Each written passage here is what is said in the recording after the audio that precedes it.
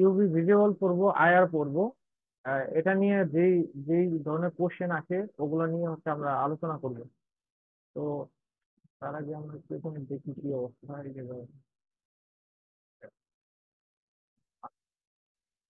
বেশি দিন যাবো না।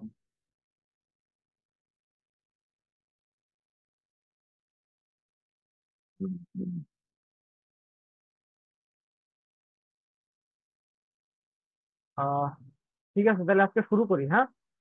প্রথমে হচ্ছে আমাদের ইউভি ভিজুয়াল স্পেকট্রোস্কোপি নিয়ে আমরা আলোচনা করব। হ্যাঁ।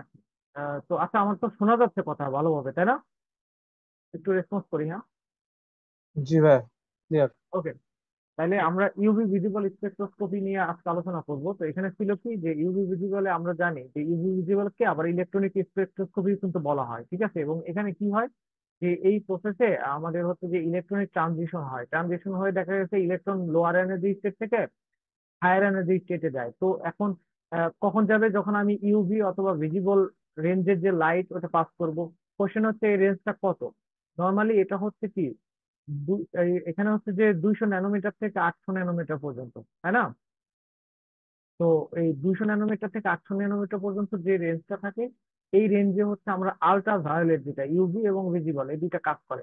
এই দুইটাকে আমি যখন কোনো একটা মলিকিউলের উপরে অ্যাপ্লাই করব, যদি এমন হয় যে ওই মলিকিউলে ইলেকট্রনিক আই মিন এনার্জির যদি অ্যাবজর্পশন হয় এবং অ্যাবজর্পশনের কারণে ইলেকট্রনিক ট্রানজিশন হতে পারে। তো ইলেকট্রনিক ট্রানজিশনটা যদি হয় লোয়ার এনার্জি থেকে হায়ার এনার্জি স্টেটে যদি ইলেকট্রন যায়, তখন হচ্ছে আমরা তাকে ওইখান থেকে হচ্ছে যে আমরা পাই অ্যাবজর্পশন ব্যান্ড পাই বা স্পেকট্রা পাই। তো এটা নিয়ে যখন আমরা হচ্ছে যে অ্যানালাইসিস করব কোন একটা মলিকিউল বা কম্পাউন্ড, তখন এই পুরো প্রসেসটাকে আমরা বলতেছি ইউভি ভিজিবল স্পেকট্রোস্কোপি। ঠিক আছে। তো এটার আরেকটা নাম যেটা আমরা কিন্তু মনে রাখবো যে এটাকে আমরা কি বলি, ইলেকট্রনিক স্পেকট্রোস্কোপি বলি। আচ্ছা, এখন হচ্ছে এখানে আরেকটা জিনিস আমরা করবো, সেটা হচ্ছে অ্যাবজর্পশন ল। যে আমরা যখন কোনো একটা মলিকিউলের উপর লাইট পাস করতেছি, সেটা হতে পারে ইউভি অথবা ভিজিবল। তো যখন লাইট আমরা পাস করি তখন সেটা কোন ল ফলো করে, কোন নিয়ম অনুসরণ করে। তো সেখানে দেখা যায় আমরা দুইটা ল পাই, একটা হচ্ছে ল্যাম্বার্টস ল আর একটা হচ্ছে বেয়ার ল। তো এই ল্যাম্বার্টস ল এবং হচ্ছে যে বেয়ার ল কে আলাদা আলাদা ভাবে আমরা কিন্তু খুব কমই পড়ছি আমার কাছে মনে হয়। তো এখানে আমরা কিন্তু দেখবো যে একটু আলাদা মানে এই দুইটার মধ্যে কিন্তু একটা ডিফারেন্স আছে। ওই ডিফারেন্সটা আমাদের জানা দরকার। ল্যাম্বার্টস ল বলতেছে যে যখন আমরা কোনো একটা মনোক্রোমাটিক লাইট রেডিয়েশন পাস করব একটা হোমোজিনিয়াস অ্যাবজর্বিং মিডিয়ামের মধ্য দিয়ে, তখন হচ্ছে যে এই যে যে আমরা যে লাইটটা পাস করছি তার ডিক্রিজ হবে। ডিক্রিজ মিনস এখানে মাইনাস চিহ্ন দ্বারা ডিক্রিজ বলছে। তো the decrease in intensity with the respect to the thickness of the absorbing medium is proportional to the intensity of light, অর্থাৎ আমি যে ইন্টেন্সিটি পাস করলাম তার প্রপোর্শনাল হয়ে যাবে। ঠিক আছে। তো এই decrease in intensity with with respect to the thickness of the absorbing medium is proportional to the intensity of incident radiation. ঠিক আছে, বা ইনিশিয়াল রেডিয়েশন যেটা। হ্যাঁ, তো এখানে আইটা হচ্ছে ইনিশিয়াল রেডিয়েশন আর ডি আইটা হচ্ছে যে স্মল চেঞ্জ বোঝায়। দেখো এখানে আর বিয়ার লটা কি হচ্ছে যে বিয়ার লটা কিন্তু সেম সেম হয়। যে এখানে আমি যে এটাকে যদি হচ্ছে আমার সেলটা ধরি, মানে আমরা যে ইউভি স্পেকট্রোফটোমিটারে যে সেলটা ইউজ করি, এটা হতে পারে গ্লাসের, হতে পারে প্লাস্টিক, হতে পারে কোয়ার্টজ, হতে পারে মোস্টলি কোয়ার্টজ ইউজ করা হয়। তো এইটার মধ্যে হচ্ছে আমার এই যে এই পোর্শন হচ্ছে যে একটা সলিউশন থাকবে, এখান দিয়ে আমি ইউভি পাস করাবো। তো এটা হচ্ছে যে ইনসিডেন্ট থাকবে আর এটা হচ্ছে ট্রান্সমিটেড থাকবে। ঠিক আছে, আই নট আর সেটা আই ট্রান্সমিটেড। তো এইখানেও তাই, ফর্মুলাটা কিন্তু ডেফিনিশনটা একই রকম, যে যখন আমরা when a beam of monochromatic light is pass through homogeneous absorbing medium বা সলিউশন বা সাবস্টেন্স বলতে পারি, the rate in decrease of intensity with respect to the thickness of the medium is directly proportional to the intensity of light as well as the concentration of the solution. তো এখানে কিন্তু concentration টার্মটা নতুন আনা হয়েছে, যেটা আমার কিন্তু Lambert লতে ছিল না। এই যে এখানে দেখি ল্যাম্বার্ট লতে কিন্তু আই ছিল, আর এখানে কিন্তু আমার সি টার্মটা চলে আসে বিয়ার লতে। এই দুইটাকে কম্বাইনলি আমরা হচ্ছে যে পাই, যেটা যে দুইটাকে আমি যদি এই দুইটা লকে কম্বাইন করি তখন আমরা বলি বেয়ার ল্যাম্বার্ট ল। এবং বেয়ার ল্যাম্বার্ট ল এর একটা ডেরিভেশন আছে, ডেরিভেশনটা আমি হচ্ছে তোমাদেরকে দিব ভাবছিলাম। সমস্যা নাই, আমি ওইটা তোমাদেরকে পাঠাই দিব। তো ডেরিভেশনটা অতটা গুরুত্বপূর্ণ না, তারপর আমি আহ, মনে করি যে যেহেতু ছোট, তোমরা একবার দেখলেই পারবা, এটা আগে পড়তো। তো এখন দেখো এটা দুইটাকে আমরা যদি কম্বাইন করি, কম্বাইন করলে হচ্ছে যে আমরা এই ফরম্যাটটা পাই যে log I naught by I is equal to epsilon C L. হ্যাঁ, তো এপসাইলন হচ্ছে কি, এইখানে হচ্ছে যে মোলার এক্সটিংশন কোএফিসিয়েন্ট বলা হয়, মোলার অ্যাবজর্পটিভিটি বলা হয়। ঠিক আছে। আর এখানে সি হচ্ছে কনসেন্ট্রেশন অফ দ্য সলিউশন, এলটা হচ্ছে লেন্থ অফ দ্য কন্টেইনার বলতে পারি। হ্যাঁ, লেন্থ অফ দ্য কন্টেইনার, অথবা এই যে বলছে path length of the sample, অর্থাৎ কন্টেইনারের লেন্থ এবং স্যাম্পলের যে পাথ লেন্থ একই হবে, বা এটা সবসময় 1 সেন্টিমিটারে থাকে, এটা স্ট্যান্ডার্ড। তো এখান থেকে আমরা টোটাল দুটো ইকুয়েশন পাই, একটা হচ্ছে এইটা এ এর সমান হয়, আর একটা হচ্ছে এইটা এ এর সমান হয়। ঠিক আছে। আচ্ছা, এখন আসি হচ্ছে ইনস্ট্রুমেন্টেশন। তো ইউভি স্পেকট্রোস্কোপিতে আমরা দেখবো যে এখানে ইনস্ট্রুমেন্টেশনটা সম্পর্কে জাস্ট একটা আইডিয়া রাখবো, এটা খুব ইম্পর্ট্যান্ট না, এগুলো আশা করি যে পরীক্ষা ভাবে আসবে না। তাও এই ইউভি স্পেকট্রোস্কোপি জিনিসটা কি, এটা ফিল করার জন্য হলেও এটা মানে আমরা জাস্ট একটু রাখছি, ওরকম ইম্পর্ট্যান্ট না বা আসবে না যখন পরীক্ষায়। এটা হচ্ছে আমরা যখন লাইট সোর্স থেকে লাইট পাঠাবো প্রিজমের মধ্যে দিয়ে, তখন এই প্রিজমটা হচ্ছে এখানে স্প্লিটিং করবে। এই যে এটা হচ্ছে ফলে এখানে কি করবে, এই যে যে বিভিন্ন ডাইরেকশনে যে লাইটটা যাইতেছে এটাকে ক্রোমাটিক লাইটে কনভার্ট করবে, মানে যে একবর্ণীয় আলো, যেটা একটা একটা লাইট রেডিয়েশন পাস হবে। তো প্রিজম এই কাজটা করে। তো এখানে আছে স্প্লিটিং এর মাধ্যমে জাস্ট একটা একটা লাইট রেডিয়েশন পাস হলো, মিরর দিয়ে আমরা দুটো ভাগে ভাগ করবো কেন, কারণ হচ্ছে যে আমি at the same time sample এবং হচ্ছে যে আমার হচ্ছে রেফারেন্স, এই দুইটার মধ্য দিয়ে লাইট পাস করব। কারণ স্যাম্পলের রেসপেক্টে হচ্ছে আমরা যে স্যাম্পলের রেফারেন্সের রেসপেক্টে হচ্ছে স্যাম্পলটাকে আমরা ই করি, আহ, কি বলা হয়, আইডেন্টিফাই করি স্যাম্পলের কি পরিমাণ পরিবর্তন আসতেছে। হ্যাঁ, বা স্যাম্পল কি ধরনের ক্যারেক্টারিস্টিক শো করতেছে। তো এখনকার যে ইউভি স্পেকট্রো ফটোমিটার আছে সবগুলোতেই কিন্তু অ্যাকচুয়ালি এই সিস্টেমে আছে যে দুইটা স্লট থাকে, একটা স্লটে স্যাম্পল বসাইতে হয়, আর একটা স্লট হচ্ছে ব্ল্যাঙ্ক স্যাম্পল বলে অথবা রেফারেন্স বলে, দুইটা একসাথেই বসানো যায়। এতে কি হয়, আমার ডিরেক্ট একটা ভ্যালু পেয়ে যায়, আউটপুট হিসেবে আমরা কম্পিউটারে এরকম একটা সিগন্যাল পেয়ে যাই। ঠিক আছে। তো এই সিগন্যাল থেকে আমরা বুঝতে পারি যে অ্যাবজর্পশনটা আসলে কোথায় হয়েছে, কোন রেঞ্জে হয়েছে, ওটা বুঝতে পারি। এরপরে হচ্ছে আমরা আসবো এখানে এক্সাম্পলে, মানে এখান থেকে যে ধরনের ম্যাথ আসতে পারে পরীক্ষা, কিন্তু এই ধরনের ম্যাথ আসার সম্ভাবনা অনেক বেশি। এই ম্যাথ গুলো একটু ছোট, এবং পরীক্ষার জন্য এই ধরনের ভর্তি পরীক্ষার জন্য খুবই সুইটেবল। ঠিক আছে, এখানে দেখা যাচ্ছে যে আমার এত মোলার সলিউশন দিচ্ছে, তার মানে হচ্ছে সলিউশনের কনসেন্ট্রেশন দেওয়া আছে, তারপরে ওয়ান লেন্থ আছে সেন্টিমিটার, হ্যাঁ 1 সেন্টিমিটার লেন্থ আছে, তার মানে হচ্ছে এল এর ভ্যালু দেওয়া আছে, ল্যামডা ম্যাক্স এর ভ্যালু দেওয়া আছে। তাহলে আমার শুধু লাগবে হচ্ছে এপসাইলন ম্যাক্স, যেটা এপসাইলন ম্যাক্স এর ভ্যালু বের করতে হবে। তাহলে তো আমি কি করবো, এই ভ্যালু গুলো কিন্তু ডিরেক্ট বসাই দিলেই কিন্তু আমি এই ভ্যালু, এই ফাইনাল ভ্যালুটা পেয়ে যাই, ল্যামডা ম্যাক্স। তাই না? আচ্ছা, এখানেও তাই। এখানেও দেখবো যে আমার প্রায় সবগুলো ভ্যালু দেওয়া আছে। এই যে এখানে বলতেছে 50% বলছে, দেখো এখানে বলতেছে the radiant power is reduce to 50%, মানে কি প্রথমটা যদি হয় 1, দ্বিতীয়টা তার অর্ধেক হয়ে গেছে, হাফ হয়ে গেছে। তাই দেখো প্রথমটা যে আই নট যেটা সেটা হচ্ছে আমি পি ধরছি, আর দ্বিতীয়টা হচ্ছে পি এর হাফ হয়েছে, পি/2, টু আবার উপরে চলে আসে, এই কারণে এরকম হয়েছে, রেজাল্ট এখানে এরকম পাই। এগুলো খুবই সহজ, তোমরা বুঝবে আশা করি।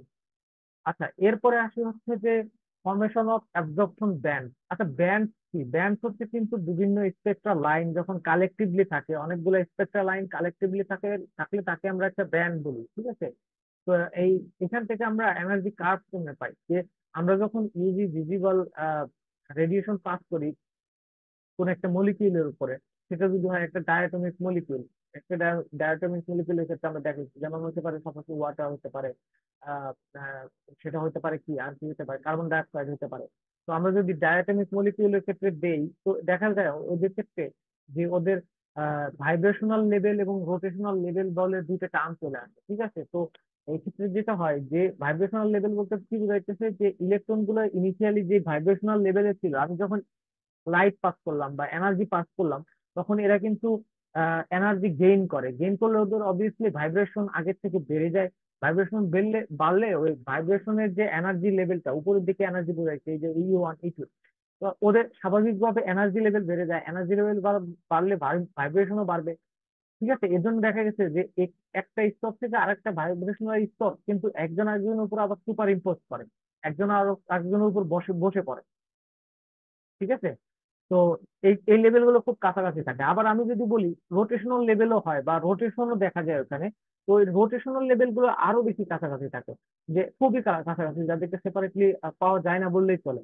তো তুলনামূলক ভাবে দেখা যায় ভাইব্রেশনাল লেভেলের থেকে রোটেশনাল লেভেল গুলো খুব বেশি কাছাকাছি থাকে। তো ভাইব্রেশনাল লেভেলটা আমরা কনসিডারেশনে আনলেও রোটেশনাল লেভেলটা এই জন্য কনসিডারেশনে আনা হয় না যখন আমরা স্পেকট্রোস্কোপি মেজারমেন্টে যাই। হ্যাঁ, এখানে জাস্ট এতটুকু জানলেই হবে যে আমার যে যখন আমি এনার্জি পাস করব তখন হচ্ছে ভাইব্রেশনাল লেভেলে চেঞ্জ হয়, লোয়ার এনার্জি স্টেট থেকে আপার এনার্জি স্টেট যায়, তখন ভাইব্রেশনাল লেভেলটা চেঞ্জ হয়ে যায়, কিন্তু রোটেশনাল লেভেলটা অ্যাকচুয়ালি কনসিডার করা হয় না বা ওইভাবে হিসাবে আনা হয়। আচ্ছা, তো এখন হচ্ছে আমরা দেখবো যে ইলেকট্রনিক ট্রানজিশনের যে ব্যাপারটা, যে আমরা যখন এই যে বলতেছিলাম যে মলিকিউলের উপর আমরা যখন এনার্জি পাস করতেছি বা এনার্জি দিতেছি, ধরো এই যে এটা একটা অ্যালকেন, এর উপর আমি এনার্জি দিলাম। এনার্জি দিলে এটার মধ্যে আসলে কি হতে পারে? এটা দেখা গেছে যে এইখানে যে বন্ড ছিল, বন্ড এনার্জি এখান থেকে দেখা গেছে একটা বন্ড ব্রেক করে। একটা বন্ড ব্রেক করে এখানে হচ্ছে যে একটা ইলেকট্রন যে কোনো একটা দিকে চলে যায়। ঠিক আছে। এখন এই যে সিগমা টু সিগমা স্টার, অর্থাৎ এখানে কিন্তু দেখো এটা কিন্তু একটা অ্যালকেন, এখানে সবগুলো কিন্তু সিঙ্গেল বন্ড। তো সিঙ্গেল বন্ড থাকার কারণে যেটা হয় যে আহ, এই এই এটা কিন্তু এরা হচ্ছে যে অ্যাবজর্পশন যেটা দেখায়, এটা কিন্তু খুব আহ, একটু একটু বেশি রেঞ্জে বা বেশি এনার্জি অ্যাপ্লাই করলে, হাই এনার্জি অ্যাপ্লাই করলে হচ্ছে ওরা অ্যাবজর্পশন দেখায়। এই সকল যারা হচ্ছে স্যাচুরেটেড হাইড্রোকার্বন তাদের ক্ষেত্রে এই ধরনের ইলেকট্রনিক ট্রানজিশন হয়ে থাকে, সিগমা থেকে সিগমা স্টার ট্রানজিশন। তো আমরা এতটুকু মনে রাখবো যে সিগমা থেকে সিগমা স্টার ট্রানজিশনটা কাদের ক্ষেত্রে হয়, অ্যালকেনের ক্ষেত্রে হয়। বা যারা স্যাচুরেটেড হাইড্রোকার্বন আছে, এই যে এই কথাটা, এই যে যারা স্যাচুরেটেড হাইড্রোকার্বন আছে তাদের ক্ষেত্রে হয়। এবং সেক্ষেত্রে কি হয় যে ইলেকট্রন পেয়ারের একটা ভেঙে হয়তো যে কোনো একটা সাইডে যাবে, তার মানে হচ্ছে কার্বোক্যাটায়ন বা কার্বো অ্যানায়ন ফর্মেশন হতে পারে। ওকে, এরপরে আসি যে থিওরি অফ ইলেকট্রনিক স্পেকট্রোস্কোপি। আচ্ছা, ইলেকট্রনিক স্পেকট্রোস্কোপিতে থিওরি বা আইডিয়াটা কি? আমরা এতক্ষণ যে জিনিসটা বললাম, যে কথাগুলো বললাম, ঠিক এই কথাগুলোকে এখানে একটু গোছায় বলতে, যে আমরা ইলেকট্রনিক স্পেকট্রোস্কোপি মানে হচ্ছে এখানে অর্থাৎ ইলেকট্রনের আসলে ট্রানজিশন হবে বা প্রমোশন হবে, লোয়ার এনার্জি স্টেট থেকে হায়ার এনার্জি স্টেটে যাবে তখন, যখন আমি কোনো একটা মলিকিউলের উপরে আলট্রাভায়োলেট অথবা ভিজিবল রেডিয়েশন পাস করবো। ঠিক আছে। তখন হচ্ছে যে গ্রাউন্ড স্টেট বা নর্মাল স্টেট থেকে এক্সাইটেড স্টেটে যাবে। এখন এক্সাইটেড স্টেট দুইটা হইতে পারে, একটা হচ্ছে যে এক্সাইটেড সিংলেট, আর হতে পারে এক্সাইটেড ট্রিপলেট। এখন এই এক্সাইটেড সিংলেট এবং এক্সাইটেড ট্রিপলেট অবস্থাটা কি? এই যেখানে একটা কথা বলছে এক্সাইটেড সিংলেট, এটা হচ্ছে যখন দুইটা ইলেকট্রন এক্সাইটেড কন্ডিশনে গেছে। সাপোজ যখন গ্রাউন্ড কন্ডিশন থাকে, এখানে এখানে কিন্তু ইলেকট্রন গুলার যে স্পিন এটা পেয়ারিং কন্ডিশনে থাকে। একটা যদি থাকে আহ একদিকে, আর একটা স্পিন থাকে তার অপোজিটে, অর্থাৎ প্লাস হাফ মাইনাস হাফ, এরকম একটা পেয়ারিং কন্ডিশনে থাকে। একইভাবে যখন এক্সাইটেড স্টেটে যায়, তখনও দেখা গেছে যে কিছু ক্ষেত্রে এই ইলেকট্রন গুলা হায়ার এনার্জিতেও পেয়ারিং কন্ডিশনেই থাকে। অর্থাৎ তারা হায়ার একটা এনার্জি লেভেলে গেছে, কিন্তু তাদের স্পিন স্টিল একটা হচ্ছে প্লাস হাফ আর একটা মাইনাস হাফ, অর্থাৎ পেয়ারিং কন্ডিশনে আছে। ওই স্টেটটাকে আমরা বলতেছি সিংলেট স্টেট। কিন্তু অন্যদিকে আমরা যদি বলি যে কখনো যদি এমন হয় যে সে এক্সাইটেড স্টেটে গেল, হঠাৎ করে ওই যে যে পেয়ারিং সিংলেট স্টেট, ওখান থেকে সে কিছু এনার্জি রিলিজ করলো। কেন? যে তার একটা স্পিন সে রোটেট করে আরেকটা স্পিনের প্যারালাল হয়ে গেল, অর্থাৎ দুইটারই ডিরেকশন এক, যেটা একটা আনস্টেবল কন্ডিশন। এবং এই কন্ডিশনটাকে আমরা ট্রিপলেট স্টেট বলি। বোঝা যাচ্ছে? আচ্ছা, তো আহ, তুলনামূলক ভাবে এই সিংলেট স্টেট থেকে ট্রিপলেট স্টেটের এনার্জিটা কম হয়। এ কারণে দেখা যাচ্ছে সিংলেট স্টেট থেকে ট্রিপলেট স্টেট একটু লোয়ার এনার্জি স্টেটে থাকে। ঠিক আছে। এই কথাগুলো এখানে বলবো। তো ইলেকট্রনিক স্পেকট্রোস্কোপি যেটা, সেই থিওরিতে আমরা যাতে এতটুকু মনে রাখবো, সিংলেট স্টেট ট্রিপলেট স্টেট কিভাবে ফর্মেশন হয় ওটা। তো টাইপ অফ ইলেকট্রনিক ট্রানজিশন যেটা, যে আমরা যখন লাইট রেডিয়েশন পাস করতেছি সেখানে ইলেকট্রনিক ট্রানজিশন হচ্ছে, তো কত ধরনের হতে পারে টোটাল, সেটা নিয়ে আমরা এখানে একটু আলোচনা করি। দেখা যায় যে সিগমা টু সিগমা একটা ট্রানজিশন হতে পারে। অর্থাৎ এখানে আমরা ইনিশিয়ালি দেখবো যে আমাদের কতগুলা অরবিটাল থাকতে পারে। যেমন একটা হচ্ছে সিগমা অরবিটাল, একটা হচ্ছে পাই অরবিটাল, আরেকটা হচ্ছে কি নন বন্ডিং অরবিটাল। অর্থাৎ সিগমা তো সিগমা বন্ডেড সিঙ্গেল স্যাচুরেটেড হাইড্রোকার্বনের, পাই হচ্ছে যে ডবল বন্ডেড বা ট্রিপল বন্ডেড হাইড্রোকার্বনের, আর এন হচ্ছে নন বন্ডিং অরবিটাল। ঠিক আছে, কিন্তু এর এগেইনস্টে দেখা গেছে আমাদের এই অ্যান্টি বন্ডিং গুলো ফর্মেশন হয়। ঠিক আছে, সেটা হতে পারে পাই স্টার এবং সিগমা স্টার।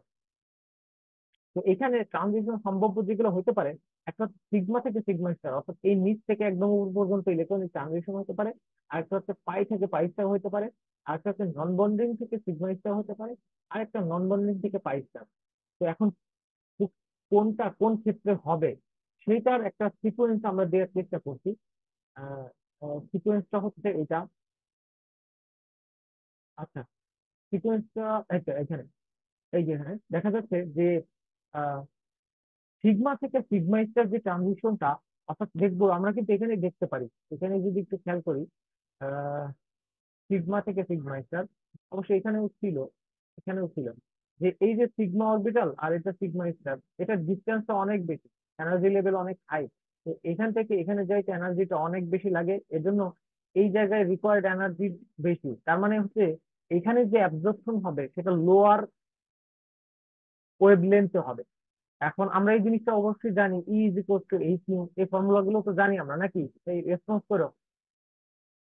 জি স্যার, জি ভাইয়া। E is equal to H nu, এই ফর্মুলা গুলো কিন্তু আমরা জানি। তো E is equal to H nu থেকে জানি এইচ সি বাই ল্যামডা, নিউকে সি বাই ল্যামডা দ্বারা প্রকাশ করা যায়। হ্যাঁ, তো এই সি বাই ল্যামডা সবাই তো বুঝতেছি না, আমার মনে হয় সবাই বুঝিয়ে গেল। জি ভাই, এগুলা এগুলো বোঝা যায় সবই। হ্যাঁ সবই নর্মাল পড়ালেখা, একদম বেসিক পড়ালেখা। তো এখন এই সি বাই ল্যামডা, যেহেতু ল্যামডাটা নিচে থাকে, তো এই ল্যামডা কিন্তু এনার্জির অপোজিট।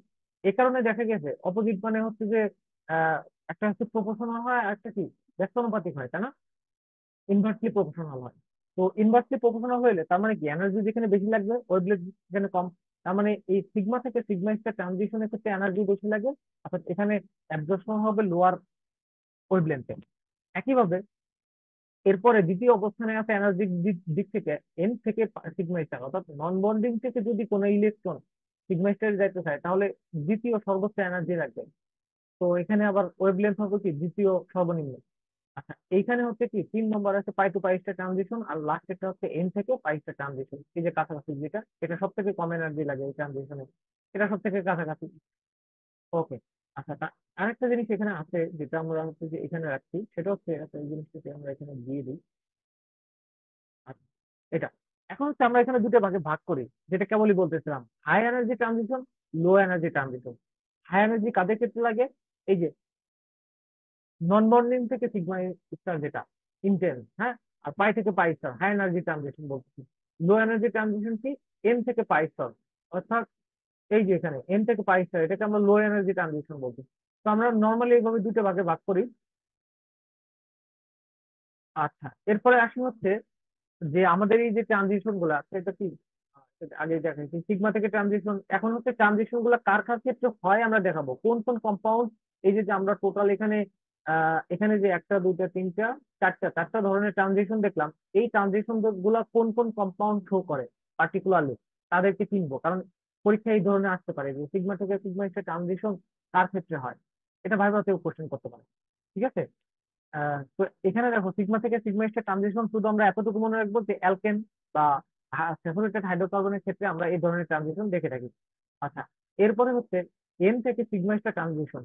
এন থেকে সিগমা একটা ট্রানজিশন এক্ষেত্রে আমরা মনে রাখবো কাদের ক্ষেত্রে, যে যারা হচ্ছে অ্যালকাইল হ্যালাইড, যেটা স্যাচুরেটেড হ্যালাইড বলতে পারি। হ্যাঁ, স্যাচুরেটেড অ্যালকাইল হ্যালাইড, এদের ক্ষেত্রে আমরা জানি যে এন থেকে সিগমা একটা ট্রানজিশন হয়ে থাকে।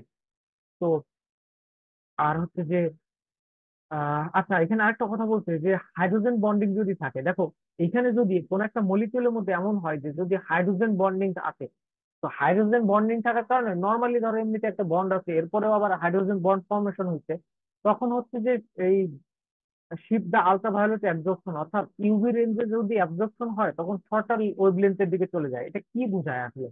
শর্টার ওয়েভলেন্থের দিকে যাওয়া মানে হচ্ছে এনার্জি বেশি লাগে, স্বাভাবিক। যে যখন নর্মাল বন্ড আছে পাশাপাশি আবার হাইড্রোজেন বন্ড ফর্মেশন হয়েছে, তাহলে দুটো বন্ডকে ব্রেক করে ইলেকট্রনিক ট্রানজিশনের দিকে যাইতে বেশি এনার্জি লাগবে। বেশি এনার্জি মানেই হচ্ছে কম ওয়েভলেন্থের রেডিয়েশন পাস করতে হবে। ওকে, এরপর হচ্ছে এন থেকে পাই স্টার ট্রানজিশন, যেমন হচ্ছে যে আমরা স্যাচুরেটেড অ্যালডিহাইড যেটা, তাদের ক্ষেত্রে এই ধরনের ট্রানজিশন দেখতে পারি।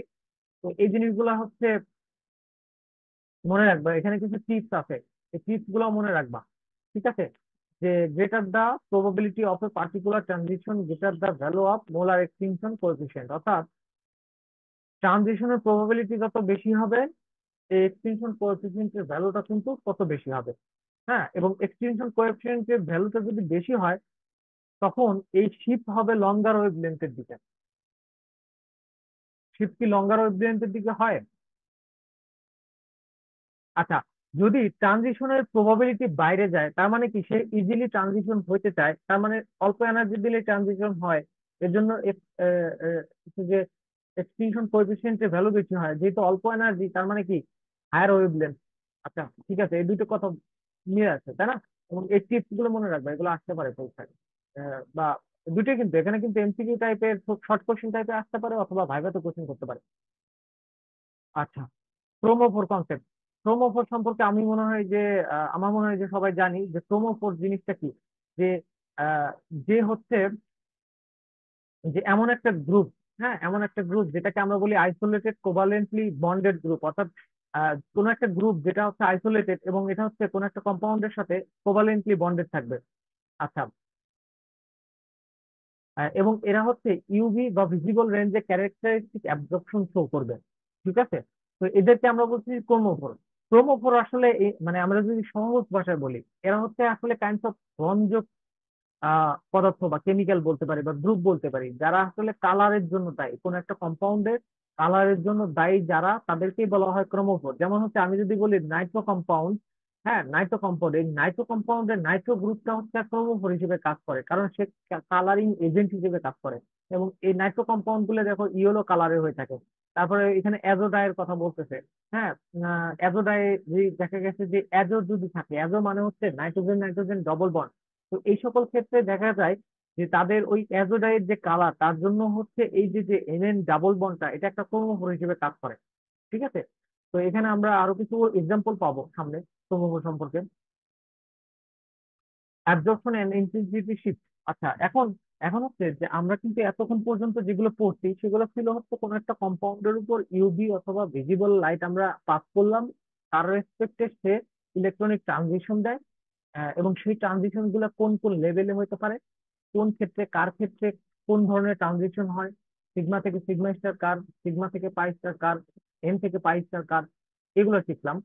এখন শিখবো যে এই এই অ্যাবজর্পশনে কোনো পরিবর্তন আসতে পারে কিনা based on their functional group, ঠিক আছে? তো দেখা যায় যে যদি কোনো কম্পাউন্ডে এমন কোনো ফাংশনাল গ্রুপ থাকে যারা হচ্ছে লাইটের প্রতি সেন্সিটিভ, হ্যাঁ লাইটের প্রতি তারা সেন্সিটিভিটি দেখায়, রিঅ্যাক্টিভিটি দেখায়, ওদের প্রেজেন্সের কারণে দেখা গেছে যে এই অ্যাবজর্পশন বা ইন্টেন্সিটি শিফট হতে পারে।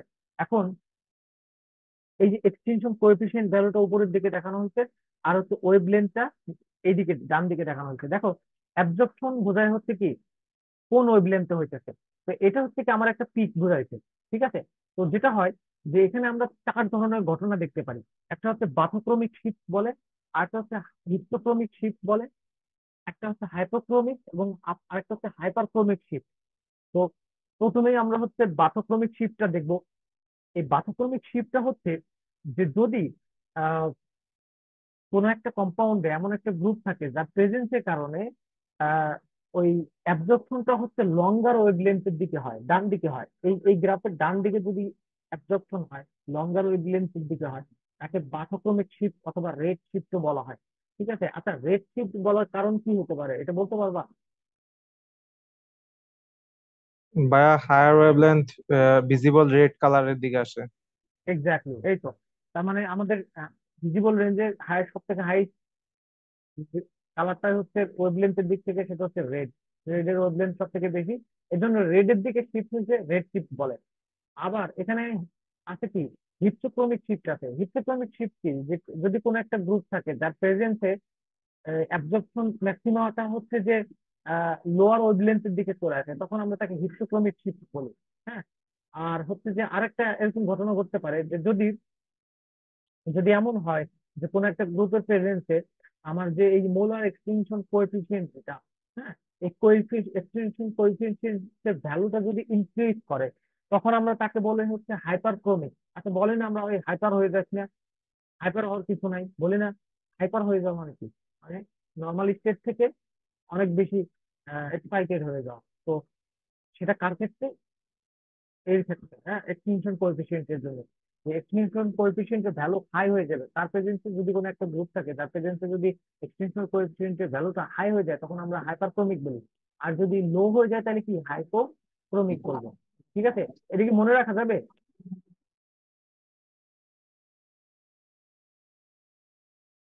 আচ্ছা, জি ভাই। এটা এটা গুরুত্বপূর্ণ, এটা কিন্তু মানে পরীক্ষা খুবই আসে, মানে ভাইভাতে বা শর্ট কোশ্চেন এগুলো আসতে পারে।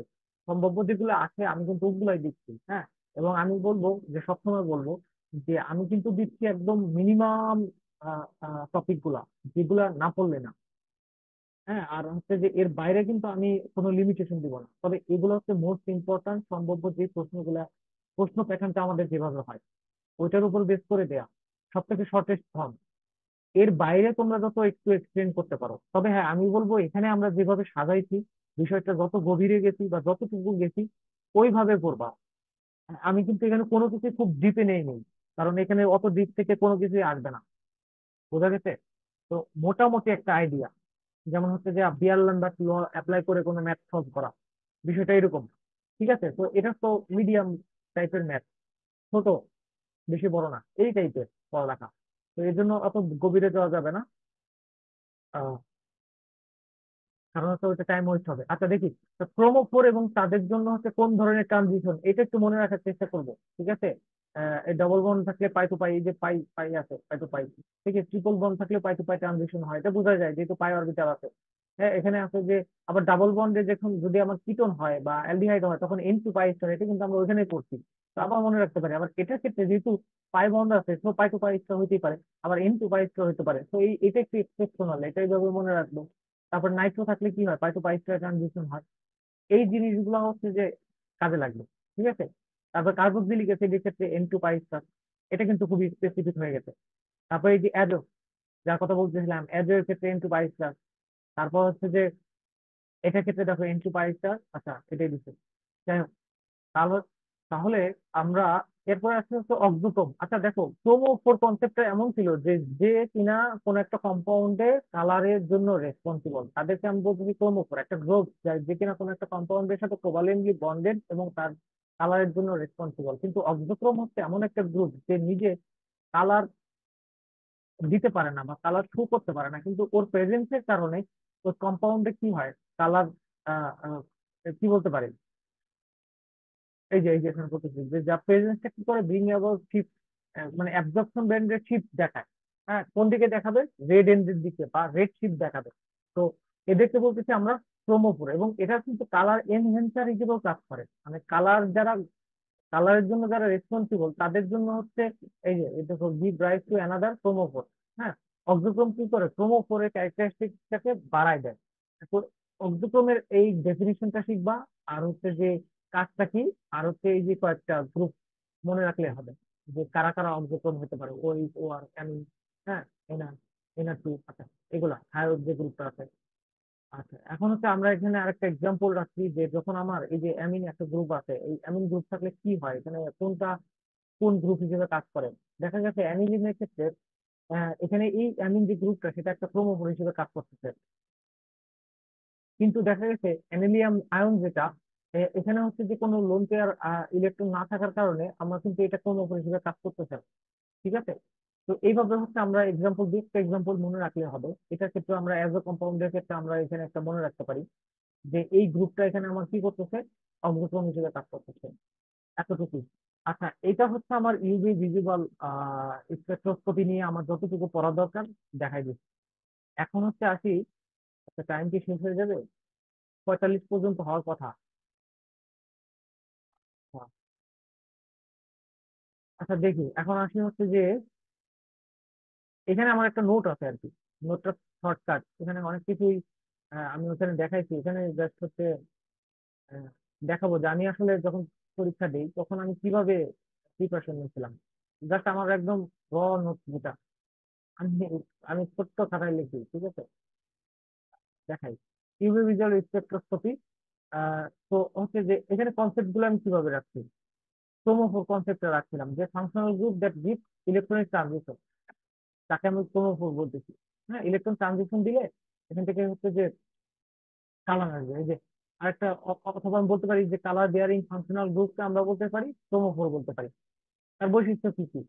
ইলেকট্রনিক ট্রানজিশন দিচ্ছে, আনস্যাচুরেটেড, এরা এরা হচ্ছে আনস্যাচুরেটেড গ্রুপ এবং এরা কোভালেন্টলি বন্ডেড থাকে। দেখো ওইখানে অ্যাকচুয়ালি ওরা যা কিছু লিখছে তার সারমর্মটা কিন্তু এখানে আছে। কি থিং, যদি ক্রোমোফোর নিয়ে কিছু লিখতে বলে, এক্সাম্পল এবং এতটুকু লিখলে আনাফ, ওরা এর থেকে বেশি কিছু আর চাবে না। ঠিক আছে, এই যে নাইট্রো আবার কি হলো, কালার দেয়, কালারটা লিখে রাখছি। হ্যাঁ, তার মাধ্যমে ইলেকট্রন ট্রানজিশনের মাধ্যমে। এরপরে আসি হচ্ছে অগ্রক্রম। আচ্ছা, 1 মিনিট আছে, অগ্রক্রমটা দেখাই। অগ্রক্রমটা হচ্ছে এই যে ক্রমফোন না, বাট হচ্ছে কি এনহ্যান্স কালার। হ্যাঁ, কালারটাকে হচ্ছে যে কালার, আচ্ছা, কালার ইম্পা এটা কি ছিল, কালার ইম্প্যাক্ট প্রপার্টি, আচ্ছা হ্যাঁ ওটাই, কালারটাকে এনহ্যান্স করে দেয়। ঠিক আছে, তো হচ্ছে যে এরা স্যাচুরেটেড হবে, যেমন হচ্ছে যে আমি এই যে ইয়েলো কালারটাকে এনহ্যান্স করে দেয়, এখানে এক্সাম্পল গুলো দেখি। এরপরে রেড শিফট বা বাথোক্রমিক শিফট আমরা অলরেডি পড়ছি। তো রেড শিফট সম্পর্কে আরো দুই একটা কথা বলতে পারি। Due to the presence of অক্সোক্রোমের প্রেজেন্সে কিন্তু রেড শিফট হতে পারে। ওকে, আচ্ছা এখন আহ, আমি জানি না এই নোটটা কেমন লাগতেছে, বাট আমার কাছে মনে হচ্ছে এটা শেয়ার করা দরকার। এই কারণে হচ্ছে যে ই করলাম, যে আমি, কারণ হচ্ছে যে তোমাদেরও বোঝা উচিত যে আমি যেহেতু এই লাইনে আসছি, কিভাবে আসছি, আমি জাস্ট এই নোট দিয়ে আসছি কিন্তু। ঠিক আছে, তো আমি সেই সবকিছু তোমাদের দিচ্ছি এবং এট দ্য সেম টাইম আরো এক্সট্রা কিছু দিচ্ছি, যেটা আমার কাছে মনে হয়েছে আরো বেটার হয়তো প্রেজেন্ট করা যায়। সেটা হচ্ছে আমি প্রেজেন্টেশন রেডি করে তোমাদের জন্য তৈরি করতে আলাদাভাবে। বাট আমি অ্যাকচুয়ালি এই নোটগুলো পড়ে আসছি।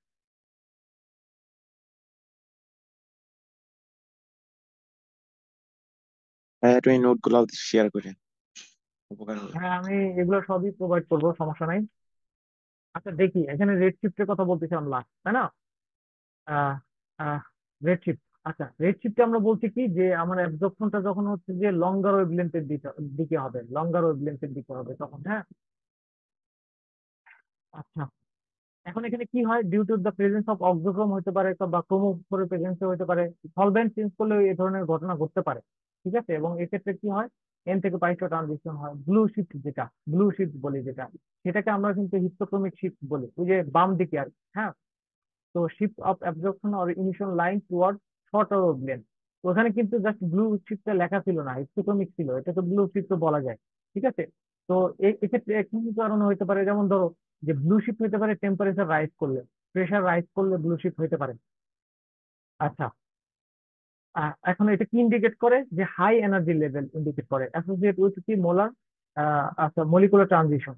আচ্ছা, এই শর্টকাট গুলো ছিল। আচ্ছা, এই হাইপারক্রোমিক, এই যে হাইপার থেকে আসে, ঠিক আছে, এখান থেকে মনে রাখতে আছে হাই অ্যাবজর্পশন ইন্টেন্সিটি, যেটা অ্যাবজর্পশন ইন্টেন্সিটি ভ্যালুটা হাই থাকবে আর কি, বেড়ে যাবে।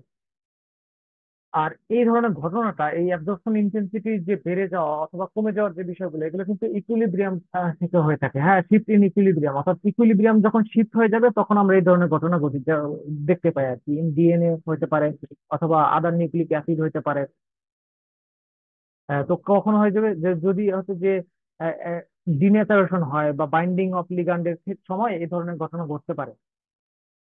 তো আচ্ছা, এরপরে হচ্ছে যে হাইপোক্রোমিক শিফট বা হাইপোক্রোমিক ইফেক্টটা হচ্ছে এই যে অ্যাবজর্পশন যে ইন্টেন্সিটি, যেটা এপসাইলন, যেটা ম্যাক্সিমাম, ওটা হচ্ছে যে কি হয়ে যাবে, ডিক্রিজ করবে। এবং এ ধরনের শিফট ইকুইলিব্রিয়াম কন্ডিশনে দেখা যায়, নিউক্লিক অ্যাসিডের ক্ষেত্রে হয়। তো এটা ওই যে ওভারঅল চিত্রটা এরকম ছিল।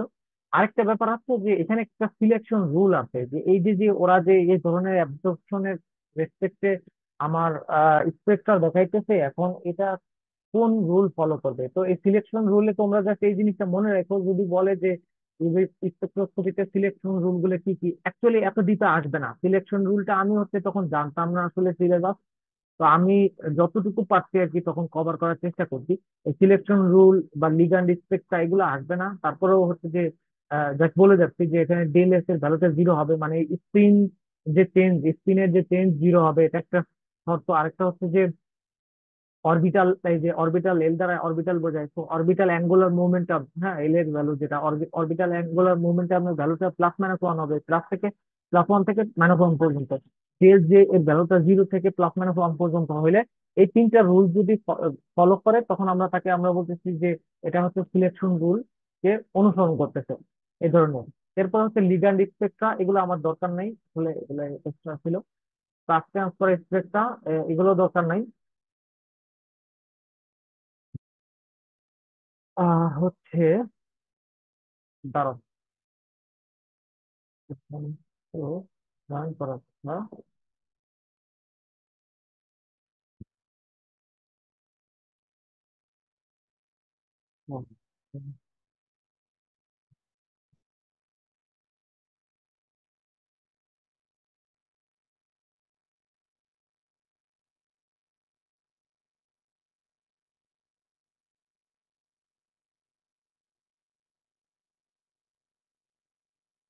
একটু জাস্ট দিয়ে 1 মিনিট, একজন হচ্ছে জয়েন করতে চাচ্ছে, লিঙ্কটা দিয়ে দিই।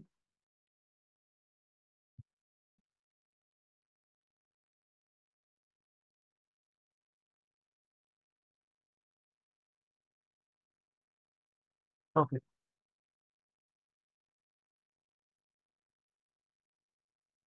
হ্যাঁ তাহলে আমরা শুরু করি এখান থেকে। DD Spectra of complex compound, এদিকে আমরা যাব না। তবে হ্যাঁ, কমপ্লেক্স কম্পাউন্ড আমরা ওই যে সিএফটি যখন পড়বো, এমওটি, ভিভিটি, সিএফটি, এগুলো পড়তে হবে। তো এই জায়গায় আমরা ওই যে সিএফটি তে, ক্রিস্টাল ফিল্ড থিওরিতে আমরা দেখবো যে অক্টাহেড্রাল এখানে স্প্লিটিংটা কিভাবে হয়, বা টেট্রাহেড্রালের ক্ষেত্রে কেমন হয়। এখানে আরো কিছু ব্যাপার আছে, যাই হোক ওগুলো পরে দেখা হবে। এখানে হচ্ছে আইআর স্পেকট্রোস্কোপি থেকে কিছু জিনিস পড়তে হবে, একদম অল্প কিছু পড়ালেখা, হ্যাঁ এখানে ভয় করার কিছু নাই। যে আইআর স্পেকট্রোস্কোপিতে আমাদের হচ্ছে যে আয়ারটা কিভাবে প্রোডাকশন হবে। আচ্ছা, আয়ার স্পেকট্রোস্কোপি কখন দেখায়, এই কন্ডিশনটা আমার জানা দরকার, ঠিক আছে?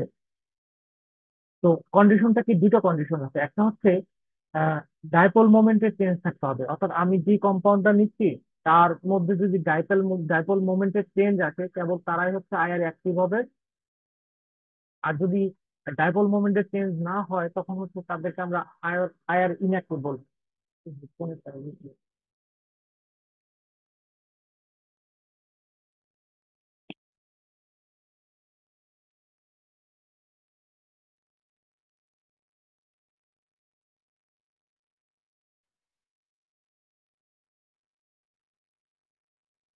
তো আসলে এখানে ফোনের চার্জটা ফুরাই গেছে, দ্যাটস ওয়াই ফোনটাকে সরাই দিলাম। আচ্ছা, এখন দেখি এখানে আইআর স্পেকট্রোস্কোপিতে আমাদের হচ্ছে যে বিভিন্ন ধরনের বেন্ডিং বা স্ট্রেচিং, এই ধরনের হচ্ছে যে আমরা দেখতে পাই, চেঞ্জ দেখতে পাই। হ্যাঁ, তো এর উপর বেস করে আমরা কিন্তু এটাকে কয়েকটা ভাগে ভাগ করছি। তো মেইনলি হচ্ছে যে আমরা দুইটা ভাগে ভাগ করি এখানে, বেন্ডিং এবং স্ট্রেচিং বলতেছি। তো স্ট্রেচিংটা হচ্ছে পারে সিমেট্রিক এবং অ্যাসিমেট্রিক। তো এই সিমেট্রিক অ্যাসিমেট্রিকটা আমরা এই জায়গা থেকে পড়বো, এই জিনিসটা আলাদা করতে পারলে ভালো হতো, বাট আমি হচ্ছে যে দেখাবো, আলাদা দেখাবো। তো সিমেট্রিক বলতে বোঝায় কি, যে আমি যখন একটা কম্পাউন্ড নিব, সিমেট্রিক স্ট্রেচিংটা, তো এই কম্পাউন্ড, সাপোজ এখানে একটা কার্বন আছে, এখানে দুইটা হাইড্রোজেন আছে, তো যেটা হয় যে এই বন্ড দুইটা যদি একই সাথে একই দিকে দেখো, একই দিকে যায়, হ্যাঁ একই দিকে স্ট্রেচ হয়, লম্বা হয়, অথবা একই সাথে সংকুচিত হয়, তখন আমরা তাকে বলি সিমেট্রিক ঘটনা, যেহেতু একই রকম হইতেছে দুইটা বন্ডে। এই জন্য এটাকে আমরা সিমেট্রিক স্ট্রেচিং বলতেছি। এই যে এখানে বলতেছে যে বোথ ইনভলভ টুয়ার্ডস, আর হচ্ছে যে কি অ্যাওয়ে, সেন্টার থেকে কি করবে, হয় সেন্টারের দিকে আসবে অথবা সেন্টার থেকে দূরে যাবে একই সাথে। আর অ্যাসিমেট্রিকটা হচ্ছে কি, হয়তো একটা এইদিকে আসবে আর একটা ওইদিকে যাবে, ঠিক আছে, অর্থাৎ কেউ কাউকে ফলো করবে না। আর বেন্ডিং যেটা, মানে একটা হচ্ছে যে সরি, আচ্ছা স্ট্রেচিং ছিল, স্ট্রেচিং ভাইব্রেশন হয়, আর একটা হচ্ছে বেন্ডিং ভাইব্রেশন হয়। তো বেন্ডিং কে আমরা আবার চারটে ভাগে ভাগ করি, একটা সিসোরিং, রকিং, টুইস্টিং আর হচ্ছে ওয়াগিং। তো সিসোরিং কি, রকিং কি, টুইস্টিং কি আর ওয়াগিং কি, এটা কি আমরা অ্যাকচুয়ালি যে এখানে একটু ছবি দিয়ে আঁকাআঁকি করছিলাম। যে সিসোরিংটা হচ্ছে যখন কি করবে, যে যেমন ধরো যে দুইটা জিনিস ফেস টু ফেস কি করবে, ফেস টু ফেস, মানে একজন আরেকজনের দিকে আসতে থাকবে, বন্ড থেকে দেখা গেছে দুইটা হাইড্রোজেন নিজেদের দিকে মুখোমুখি আগায় আসবে, তখন ওইটাকে আমরা বলতেছি সিসোরিং। আরেকটা হচ্ছে যে রকিংটা হচ্ছে কি, ফলো করা, তবে হ্যাঁ সেখানে হচ্ছে যে একদম পাই টু পাই ফলো করবে না, ঠিক আছে? যেমন ধরো যে এইটা এইদিকে আসতেছে, আবার ও এইদিকে যাইতেছে, দেখো ওর সাথে ওর কানেকশন আসলে নাই বললেই চলে। ওইভাবে ওয়াকিংটা এরকম হয়। কিন্তু ওয়াকিংটা হচ্ছে কাইন্ডস অফ হচ্ছে যে একদম লেজ ধরে ফলো করা। যেমন ধরো এটাকে কাইন্ডস অফ অনেক সময় করা হয় যে যে একজন আরেকজনকে টোটালি ফলো করবে, ঠিক আছে? যেমন হাইড্রোজেন এদিকে চলে আসলে এই বন্ডটা, এই হাইড্রোজেনের বন্ডটাও এদিকে চলে আসবে, তখন আমরা তাকে বলতেছি ওয়াগিং। আর ফাইনালি যেটা আছে টুইস্টিং, টুইস্টিংটা হচ্ছে নিজেদের মধ্যে টুইস্ট তৈরি করবে, প্যাচ খাবে, ঠিক আছে? তো এই ব্যাপারটাকে আমরা আরেকটু সুন্দর করে দেখাইতে পারি এইখানে। আহ আচ্ছা, এখানে দেখা যাচ্ছে তো, তাই না? এই যে সিসোরিং, যেটা সিসোরিংটা হচ্ছে ফেস টু ফেস যখন আসবে, হ্যাঁ, ভাইব্রেশনটা যখন ফেস টু ফেস হবে। ওয়াকিংটা দেখো এখানে কিন্তু এটা এইদিকে আসতেছে আর এটা এইদিকে, দুটো ডিফারেন্ট ডিরেকশনে। আর ওয়াকিংটা হচ্ছে কিন্তু একজন আরেকজনকে ফলো করে, ঠিক আছে? এই যে একজন আরেকজনকে ফলো করতেছে।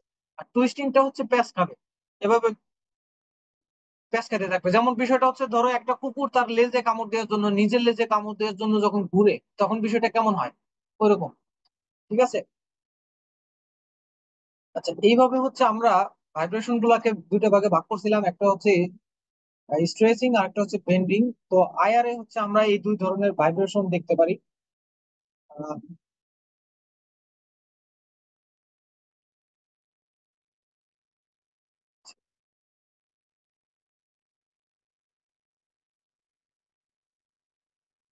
আচ্ছা, এরপরে হচ্ছে একটা ম্যাথ প্রবলেম আসতে পারে, ফর্মুলা আর কি, যেটা আমরা মনে রাখবো, ক্যালকুলেশন অফ নর্মাল ভাইব্রেশন। দেখো এখানে আমরা যখন আইআরএ ভাইব্রেশন ক্যালকুলেট করতে যাব, তো ভাইব্রেশনটা আমরা কিভাবে ক্যালকুলেট করব? যে একটা ফর্মুলা আছে আইআরএ, mu is equals to 1/2 pi K by mu. হ্যাঁ, মিউ। তো 1/2 পাই কে বাই হচ্ছে M1 M2 divide by M1 plus M2। তো এই মিউ এর ভ্যালুটা হচ্ছে এটা, M1 গুণ M2 divided by M1 plus M2। এখানে হচ্ছে কি, কে হচ্ছে ফোর্স কনস্ট্যান্ট, মিউ হচ্ছে রিডিউস মাস বোঝায়। হ্যাঁ, তার মানে এই যে যে দুটো মাস, আমি যদি এই দুটো মাস চিন্তা করি, দুটো মাসের গুণফল ডিভাইডেড বাই দুটো মাসের যোগফল, এটাকে রিডিউস মাস বলে। আচ্ছা, আর সিটা হচ্ছে কি রেডিয়েশন ভেলোসিটি, হ্যাঁ, এর আলোর বেগ বলতে পারি এক কথায়। তো এই ফর্মুলা দিয়ে যদি আয়ার থেকে কোনো ম্যাথ আসে, তাহলে এই ফর্মুলা দিয়ে ম্যাথটা আসবে। তাই আমরা এই ফর্মুলাটা জাস্ট দেখবো, তোমরা যে যে যে বই থেকে পড়ছো পারলে ওখান থেকে একটা করে জাস্ট ম্যাথ শিখে রাখো যে কিভাবে হয়, বা এই জিনিসগুলো জাস্ট চিনে রাখলে হয়ে যাবে, ঠিক আছে? আচ্ছা, তো এরপরে আয়ার এর ক্লাসিফিকেশনে আমরা জানি যে নেয়ার আয়ার আছে, মিড আয়ার আছে, ফায়ার ফার ফার আয়ার আছে, তাই না? তো নেয়ার যেটা, সেটা হচ্ছে যে পার সেন্টিমিটারে যদি বলি 1250 থেকে 50 হইতে পারে পার সেন্টিমিটার। তার মধ্যে হচ্ছে যে 1250 থেকে 1600 পর্যন্ত, যেটাকে আমরা বলতেছি 1250 থেকে 1600 পর্যন্ত, এটাকে নিয়ার আয়ার বলতেছি। 1600 থেকে 667 পর্যন্ত মিড আয়ার, আর হচ্ছে এটা ফার আয়ার। তো এইভাবে আমরা একটু মনে রাখতে পারি। আর হচ্ছে এখানে এই যে ল্যামডা বার নিয়ে একটা ম্যাথ, ঠিক আছে? ল্যামডা বার বাই কি ইজ ইকুয়ালস টু 1/λ হয়, তাই না? এটা আমরা নর্মালি জানি, এটা ইন্টারমিডিয়েট এই ধরনের একটা ই ছিল, lambda bar is equals to 1 by wave number, এই যে ইস্যু ফ্রিকোয়েন্সি নাম্বার ইন্ডিকেট করে, বা ওয়েভ নাম্বারও বলে। আচ্ছা, আরেকটা বিষয় হচ্ছে এখানে দেখো, টিএমএস টা হচ্ছে এখানে এক্সট্রা ছিল। এটা হচ্ছে এনএমআর স্পেকট্রোস্কোপিতে আমরা যখন পড়ছি, তখন কিন্তু আমরা দেখছি টিএমএস এর ইউজটা দেখা যায় কেমিক্যাল শিফটে, তাই না? টিএমএস টা আমরা কেন ইউজ করব, কেন টিএমএস টাকে ইন্টারনাল স্ট্যান্ডার্ড হিসেবে নেওয়া হয়? তো এখানে কিছু ক্যারেক্টারিস্টিক আছে, খুবই সুন্দরভাবে করা ছিল, যেটা ওইখানেও ছিল না, যে টেট্রা মিথাইল সাইলেন, হ্যাঁ, এর কিছু ক্যারেক্টারিস্টিক আছে, যেমন হচ্ছে কেমিক্যাল শিফট রেফারেন্স হিসেবে কাজ করে। তো আমরা যে কেমিক্যাল শিফট রেফারেন্স হিসেবে কেন ইউজ করতে পারি, কারণ হচ্ছে ও সব থেকে হচ্ছে যে কম ভ্যালুতে, অর্থাৎ ডেল্টা ভ্যালু জিরোতে হচ্ছে আমাদেরকে দেয়, কেমিক্যাল শিফট দেখায়। এই কারণে ওকে আমরা রেফারেন্স হিসেবে ইউজ করতে পারি। এটার একটা ইনার্ট নেচার আছে, সে কি করে, সে সলভেন্ট অথবা কম্পাউন্ডের সাথে রিয়াকশনে যায় না। আচ্ছা, এবং এরা কিন্তু দেখো স্টেবল হয়, রিসাইকেলেবল হয়। হ্যাঁ, তার মানে অনেকগুলো ভালো ভালো প্রপার্টি কিন্তু আছে, এর জন্য এদেরকে ইউজ করা হয়। শার্প সিগন্যাল শো করে, কারণ হচ্ছে এটা পুরোপুরি হোমোজিনিয়াস হয়, চারদিকে চারটা মিথাইল গ্রুপ খুব পারফেক্টলি করে, স্টে করে। এর জন্য হচ্ছে আমরা একটা সিঙ্গেল সিগন্যাল পাই, যেটা কিনা ওয়েল ডিফাইন্ড, এবং সিগন্যালটা খুবই স্ট্রং হয়। এখানে স্ট্রং বা উইক সিগন্যালের একটা ব্যাপার থাকে, যে আমরা কিন্তু এখানে আইআরএ, সরি, এনএমআর স্পেকট্রোস্কোপিতে যেই পিক গুলা দেখছি এগুলো কিন্তু খুবই শার্প দেখাইছে, কিন্তু ইন রিয়েলিটি পিক গুলো এত শার্প কখনোই আসে না এবং এতটা স্পেসিফিক। যেমন আমরা বলি যে থিওরি যেটা ফলো করে যে চারটে পিক হলে চারটে দেখা যাবে, দুইটা পিক হলে দুইটা দেখা যাবে, কিন্তু সবসময় এরকম হয় না। দেখা গেছে চারটের জায়গায় তিনটে দেখা যাইতেছে, দেখা গেছে যে চারটা আর দুইটা মিলে ওভারল্যাপ করছে। তো এই বিষয়গুলো এত ইজি না। হ্যাঁ, এখানে আমরা থিওরিক্যালি যে যতটা পারফেক্ট ধরে নেই বা আশা করি ওইরকম কিন্তু রিয়েলিটিতে দেখা যায় না। সেই পয়েন্ট অফ ভিউ থেকে আমরা কিন্তু টিএমএস এর জন্য একটা স্ট্রং সিগন্যাল পাই থাকি। এটা একটা তার স্পেশাল ক্যারেক্টারিস্টিক। আচ্ছা, হাইড্রোজেনের অ্যাবান্ডেন্সটা, হ্যাঁ, আচ্ছা এটা কি করে যে হাইড্রোজেনের অ্যাবান্ডেন্স থাকার কারণে এটা হচ্ছে যে আদার্স যে সিগন্যাল আছে এটা এটা আমরা বাদ দিতে পারি, এটা নেসেসারি না অতটা। ভোলাটাইলিটি, যেটা হচ্ছে যে এটা ভোলাটাইল, সো এটাকে আমরা কি করতে পারি, সহজেই কোন একটা স্যাম্পল থেকে আলাদা করে ফেলতে পারি, হিট দিলে আলাদা হয়ে যাবে। ঠিক আছে। আরেকটা দেখো এখানে বলতেছে যে হোমোজেনিটি, একটা 12টা হাইড্রোজেন এখানে আছে, 12টা হাইড্রোজেন থাকে টোটাল, চারটা কার্বনের সাথে তিন চারে 12টা। আচ্ছা, 12টা হাইড্রোজেন ম্যাগনেটিক্যালি ইকুইভ্যালেন্ট হয়। এবং একটা কথা আছে এরকম, আমরা বোধহয় এনএমআর স্পেকট্রোস্কোপিতে ওখানে নোটগুলোতে পাবা যে আহ, আহ, যেই প্রোটন গুলো ম্যাগনেটিক্যালি ইকুইভ্যালেন্ট তারা কিন্তু কেমিক্যালি ইকুইভ্যালেন্ট হয়। দ্যাট মিনস তারা same type of chemical reaction show করে। সো এখানে যেহেতু ম্যাগনেটিক্যালি ইকুইভ্যালেন্ট, সো এরা কিন্তু কেমিক্যালি ইকুইভ্যালেন্ট, এর জন্য এরা এরা এত বেশি গুরুত্বপূর্ণ টিএমএস টা। এবং ইলেকট্রোনেগেটিভিটি হচ্ছে যে লেস দেন কার্বনের থেকে ইলেকট্রোনেগেটিভিটি কম, এর জন্য এদেরকে আমরা ইউজ করতে পারি। So, অনেকগুলো বৈশিষ্ট্য আছে, তবে এই দাগ দেওয়া যেগুলো এগুলো হচ্ছে মেজর বৈশিষ্ট্য, এই যে লাল দাগ দেওয়া যায় যেগুলা chemical shift, inner nature, sharpness, volatility, এগুলা। আচ্ছা, এখন আসি অ্যাটমিক স্পেকট্রোস্কোপি। তো অ্যাটমিক স্পেকট্রোস্কোপিতে আমরা আসলে অ্যাটমিক স্পেকট্রোস্কোপিটা কেন ইউজ করি সেটা প্রথমে জানা দরকার। এটা হচ্ছে আমরা এলিমেন্ট ডিটেকশনের জন্য আর হচ্ছে এলিমেন্ট অ্যানালাইসিস করার জন্য। কোন একটা কম্পাউন্ড অথবা এলিমেন্টকে অ্যানালাইসিস করার জন্য বা কোনো একটা কম্পাউন্ডে এলিমেন্ট গুলোকে ডিটেক্ট করার জন্য অ্যাটমিক স্পেকট্রোস্কোপি ইউজ করি। এটা কিভাবে তৈরি হয়, যে দেখো এখানে যদি আমরা কোনো একটা অ্যাটমের উপর ইউভি রেডিয়েশন পাস করি অথবা ভিজিবল রেডিয়েশন পাস করি অথবা আইআর রেডিয়েশন পাস করি, তখন ওই অ্যাটমটা এক্সাইটেশন হয়। অ্যাটম এক্সাইটেশন হইলে তখন কি করে সে হচ্ছে ওই এক্সাইটেড অ্যাটমটা আবার হচ্ছে যে এনার্জি বা রেডিয়েশন ইমিট করবে, তখন হচ্ছে আমরা অ্যাটমিক স্পেকট্রা পাই থাকি। ঠিক আছে। তো এই অ্যাটমিক স্পেকট্রা তৈরি করার যে এই যে প্রসেসটা, এখানে কয়েকটা মেথডের কথা বলা হয়েছে পাঁচটা, যেমন হচ্ছে স্পার্ক মেথড আছে, ইলেকট্রিক আর্ক আছে, ইলেকট্রিক স্পার্ক আছে, ভ্যাকিউম টিউব আছে, ইলেকট্রন ইমিশন আছে।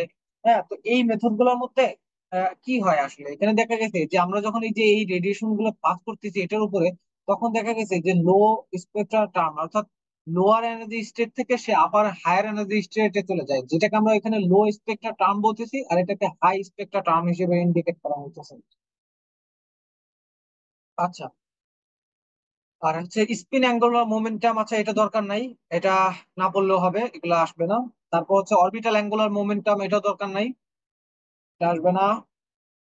তবে হ্যাঁ, কাপলিংটা সম্পর্কে আমরা ডিপে যাব না, তবে দুই ধরনের কাপলিং হয়, আমরা জাস্ট এতটুকু জেনে রাখবো অ্যাটমিক স্পেকট্রা এই জায়গা থেকে, যে কাপলিংটা হতে পারে টু টাইপের। একটা হচ্ছে অ্যাঙ্গুলার স্পিন অ্যাঙ্গুলার মোমেন্টাম, আর হচ্ছে আচ্ছা স্পিন অ্যাঙ্গুলার মোমেন্টাম, যেটাকে আমরা বলতেছি হচ্ছে রাসেল শোল্ডার শোল্ডার হচ্ছে যে কাপলিং বলা যায়, আরেকটা যে কাপলিং, দুইটা নামে ডাকা হয়। ঠিক আছে। তো এলএসটাকে স্পিন অ্যাঙ্গুলার মোমেন্টাম বলতেছি আমরা। যাই হোক, এই দুইটা নামে আমরা রাখবো বা দুইটা টাইপে ভাগ করবো, এতটুকু জানলেই হবে এখান থেকে। আর এর বাইরে হচ্ছে সিলেকশন রুলটা দরকার নাই।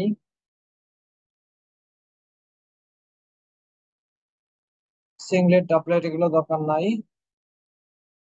আচ্ছা, এখানে আমরা যে এই দুইটা জিনিস জানবো, effect of magnetic field on atomic Spectra. আমরা যেহেতু অ্যাটমিক স্পেকট্রোস্কোপি পড়তেছি, তো আমরা যখন ওই মানে অ্যাটমের উপরে ধরো ম্যাগনেটিক ফিল্ড অ্যাপ্লাই করব বা এনার্জি যেটা বা ফ্রিকোয়েন্সি হিসেবে যেটা অ্যাপ্লাই করা হয়, তো যাই হোক এটা যখন অ্যাপ্লাই করব তখন দুই ধরনের ইফেক্ট আমরা দেখতে পারি। একটাকে জিম্যান ইফেক্ট বলতেছি, আর একটা হচ্ছে যে আইসোটোপিক ইফেক্ট। জিম্যান ইফেক্টটা কি, যখন হচ্ছে ম্যাগনেটিক ফিল্ড অ্যাপ্লাই করা হয় তখন সিঙ্গেল যে স্পেকট্রা আছে সেটার স্প্লিটিং হয় এবং হচ্ছে যে মাল্টিপল লাইন তৈরি হয়, যেটাকে আমরা বলতেছি জিমেন ইফেক্ট। হ্যাঁ, তো এইটা হচ্ছে যে সায়েন্টিস্ট জিমেন দেখছিল, এর জন্য জিমেন ইফেক্ট দেখা বলা হয় এটাকে। আচ্ছা, এটা দরকার নাই, বাকিটা দরকার নাই। আর আইসোটোপিক ইফেক্টটা হচ্ছে যে এটাকে মাস ইফেক্ট বলা হয়। আচ্ছা, এটা কি কারণে হয় দেখো এখানে কি আইসোটোপের প্রেজেন্সের কারণে যদি কোনো হয় কোনো একটা অ্যাটমের জন্য, যে এমন হয় যে তার আইসোটোপ প্রেজেন্স আছে, একটা স্যাম্পল নিলাম তার মধ্যে তার আইসোটোপও প্রেজেন্ট আছে, এই কারণে দেখা গেছে তার একটা লাইন মাল্টিপল লাইনে স্প্লিটিং হইলো। হ্যাঁ, তো এটাকে আমরা তখন বলি হচ্ছে যে আইসোটোপিক ইফেক্ট। অর্থাৎ আইসোটোপের প্রেজেন্সের কারণে যদি কোনো একটা স্পেকট্রাল লাইন মাল্টিপল স্পেকট্রাল লাইনে কনভার্ট হয়, তখন আমরা তাকে বলতেছি আইসোটোপিক ইফেক্ট। আর ম্যাগনেটিক ফিল্ডের প্রেজেন্সে যদি এই ঘটনাটা ঘটে, তখন আমরা তাকে বলতেছি জিমেন ইফেক্ট। ওকে। আচ্ছা, এরপরে আর কি দেখবো? আচ্ছা, মেথড অফ আইডেন্টিফিকেশন দরকার নাই, প্রসেস দরকার নাই, এতটুকুই। সো আমরা কিন্তু অ্যাটমিক স্পেকট্রোস্কোপি দেখলাম, আইআর দেখলাম, ইউভি দেখলাম। আহ আজকের ক্লাসে হচ্ছে এই ছিল আমাদের টোটাল আলোচনা। আচ্ছা, আমার একটা আস্কিং আছে ভাই। হ্যাঁ, আচ্ছা, বলো। ক্লাস রেকর্ডটা কি পাওয়া যাবে কিনা এই জন্য এটা হ্যাঁ হ্যাঁ, ক্লাস রেকর্ডটা জানতে চাচ্ছিলাম। ক্লাস রেকর্ডটা আমরা পাঠিয়ে দিব, যে ক্লাসটা হয়েছে। যেহেতু আপনি জি, মিস করছেন, আপনাকে ক্লাস রেকর্ডটা পাঠিয়ে দেওয়া হবে। চলো, ধন্যবাদ ভাই। ঠিক আছে, এখন পর্যন্ত যে কটা ক্লাস হয়েছে ইনশাল্লাহ আপনাকে ক্লাস রেকর্ড পাঠিয়ে দেওয়া হবে। ধন্যবাদ। ঠিক আছে, তো এই যে এই জিনিসগুলো আলোচনা করছি, এগুলো আপনারা পড়ে আসছেন, কিন্তু আমরা আসলে এখানে ঠিক সেই জিনিসগুলো রাখছি যেগুলো পরীক্ষায় আসবে। একদম মানে এটাকে সব থেকে লোয়েস্ট সিলেবাস হিসেবে ধরা হয়েছে, মিনিমাম যতটুকু না পড়লেই না। তবে আমি রিকমেন্ড করবো যে ভাই, এটা হচ্ছে যে যেহেতু মিনিমাম বলতেছি, অবভিয়াসলি এখানে একটু বেশি করে রাখা ভালো, কারণ ওরা কিন্তু। আচ্ছা হ্যাঁ, পিডিএফ দেওয়া হবে। পিডিএফ দিয়েছি তো, গত ক্লাসের গুলো দিয়েছি, এখন এগুলো দিয়ে দিয়ে দেওয়া হবে, সবগুলোই দিয়ে দেওয়া হবে, সমস্যা হবে না। ঠিক আছে। উম, তবে যেটা বলতেছিলাম যে এটা হচ্ছে আমার একদম